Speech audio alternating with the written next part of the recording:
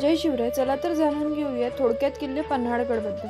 पन्हाळा म्हणजे नयनरम्य निसर्ग सौंदर्याचा भव्य किल्ला जो कोल्हापूर शहरात सह्याद्रीच्या कुशीत वसला आहे. किल्ल्याची वास्तू प्रेक्षणीय आहे, सोबतच सौंदर्यशास्त्र, कार्यक्षमता आणि संरक्षण या तिन्ही गोष्टींचा एकत्र संगम घडवून आणतो. अनियमित त्रिकोणी जागेवर बांधलेला हा किल्ला अंधार बाबडी, छुपी 3 मजली रचना, अंबरखाना, धान्य कोठार, पाण्याचे भरपूर स्रोत, रेन वॉटर हार्वेस्टिंग, मजबूत दरवाजे, तटबंदी, बुरुज, अनेक गुप्त मार्ग आणि दरवाजे, मंदिरे यांनी युक्त आहे. किल्ल्याचे त्या काळचे वास्तू.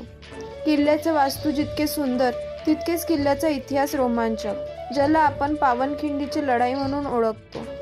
पन्हाळा आणि विशाळगड या दोघांना जोडणारी खिंड म्हणजे घोडखिंड. 13 जुलै 1660च्या मुसळधार पावसाच्या काळ रात्री सिद्दी जोहरने पन्हाळ्याला जेव्हा वेढा घातला होता तेव्हा महाराज गडावर अडकले होते. वेढा सोडवण्यास सिद्धी तयार नव्हता. मग मुठभर मावळ्यांच्या सोबतीत युक्तीने सिद्धीला गाफील ठेवत शिवाकाशीदने महाराजांचा वेश घेऊन आणि महाराजांनी शिवाकाशीदचा वेश घेऊन विविध दिशेने चाल केली. महाराज विशाळगडावर गेले.